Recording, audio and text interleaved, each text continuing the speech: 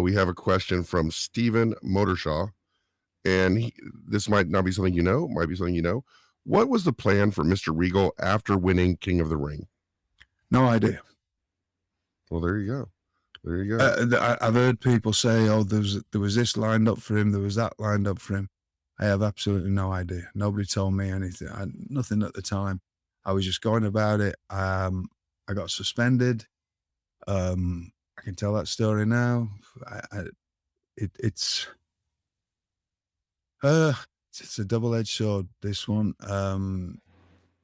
I got suspended, and I still don't know what it was about. And I have no reason to lie about this. Right. You've been very forthright about everything. Yeah, I've got no reason to lie. There was something showed up on my drug test, and again, there's been things said about me. Oh, he relapsed in it. No, that's not true at all. That's absolutely false. There's no, and I can go on record here right now and say, if you find out, if you're such a great reporter of anything, nobody found out. Nobody ever printed anything about what happened to me at that time because nobody knew. There was a fraction, a slight something showed up on my drug test. And I asked what it was, and it was right on my 40th birthday when that was happening. And I said, "What is this?" And they said, "We don't know." So I had to call Dr. Black, who was in charge of doing the drug testing. Well, it's a fraction of something. I said, "Hang on a minute." I said, "First of all, if you knew the amount of drugs that I used to take, I wouldn't take a fraction of anything." Right. It'd be like throwing a sausage up a tongue. It's just wasting of time, right? I mean, it's just Right. not even in my realm of, Right. so, I'm either going proper off me nut or I'm not going in there, right? Yeah. It's not happening, right? So, yeah, he said, it's one of 30. This sounds like, this is another one of those things that makes like I'm making stuff up, but it's not. I'll tell you the story. He said it could be one of 30 different things, but it's only like, I forget what the exact figures were, but you can pass it on. Again, this is not the right, whatever. If it was 300, you would not be getting called about this. Yours is 300 and it was nearly 400. So I'm saying, so there's like, and what's the scale? Oh, he said, well, if it was like a full one, it'd be, 1,000. So I'm saying there's half of something or some chemical in my system that's flagging up. And you can't tell me what it is. It could be one of 30 things. But it's like just on the level here. Right. It was a very sensitive time at that time because it wasn't too long after a certain major incident. I think you can figure out what that was. Yes, sir. Yes, sir.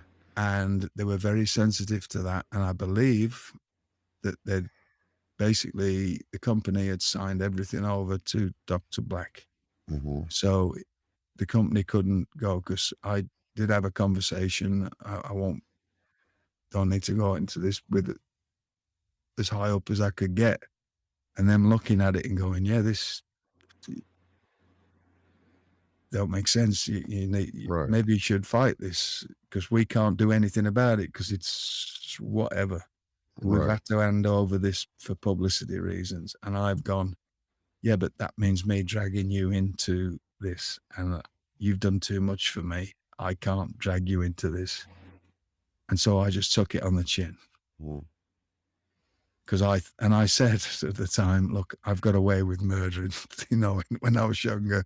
Right. There's stuff that I just looked at it, maybe this is a bit of payback. Karma. Well, fair enough, whatever. But maybe it's a bit of, but It was a fraction of something that I still don't know and could have been one of 30 things. So the story to this is I'm racking my brains. What can this be? Can this be?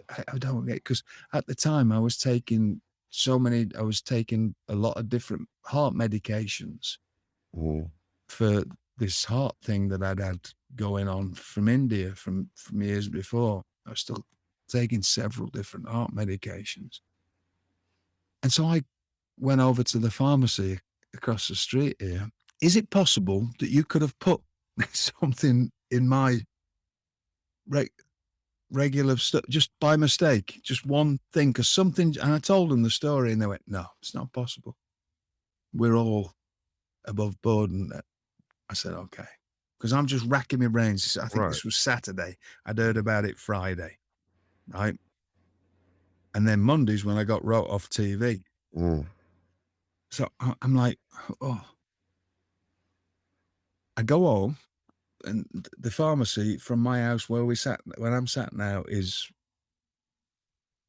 less than 3/4 of a mile away. It's a shop, a supermarket. I came back. Not only had I got to pick up one of my heart medications, I had to pick up my wife's allergy medication. I opened the bag. There was the wrong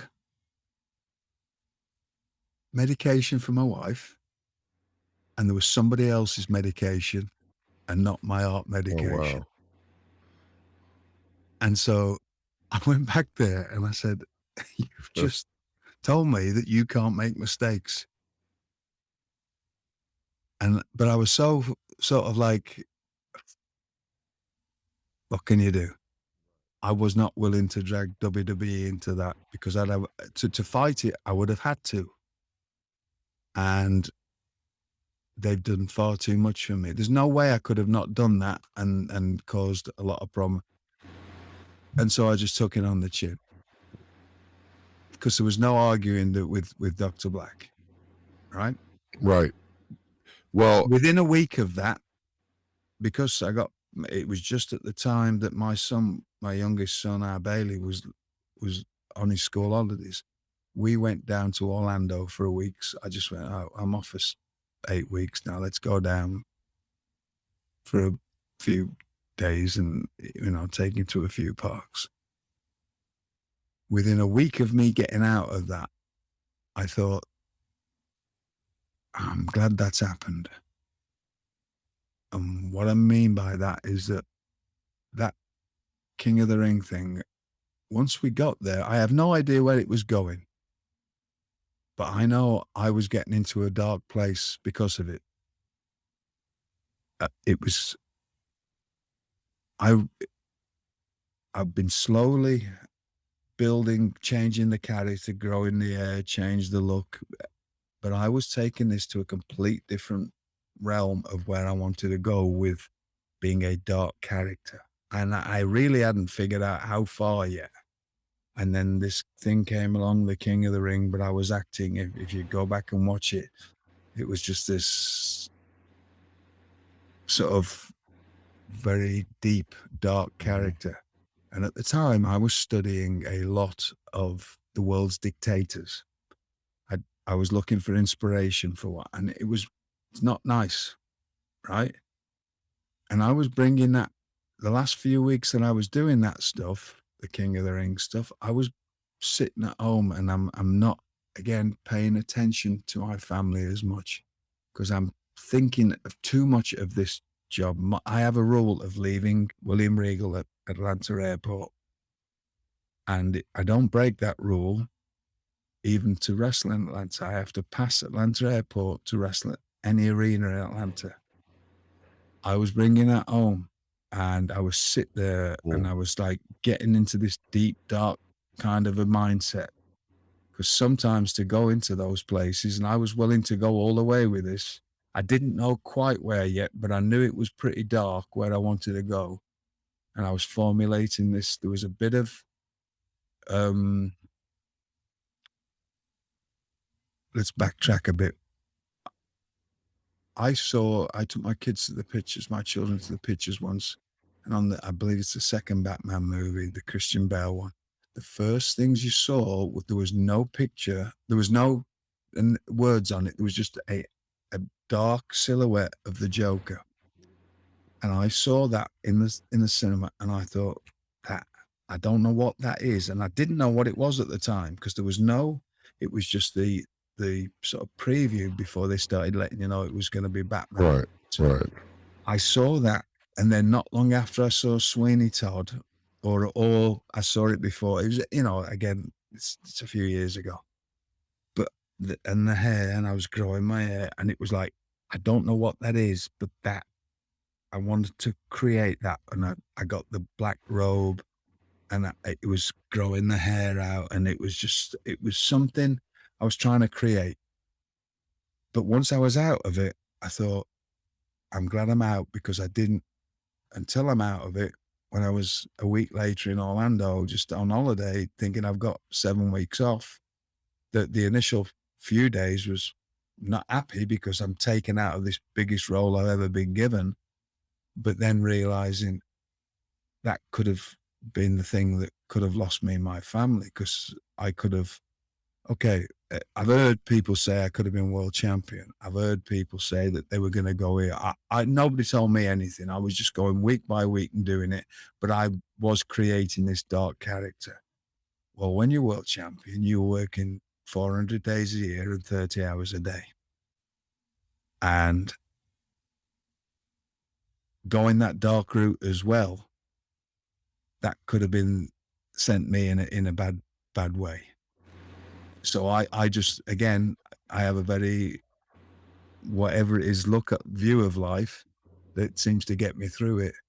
I was like, that's probably in fact, not probably, that's a really good job I got out of that gig before he got. Now I came back and I did it then, but by then it was just a look, a Right. character, Right. and I wrestled for the next whatever it is, and it stayed the same.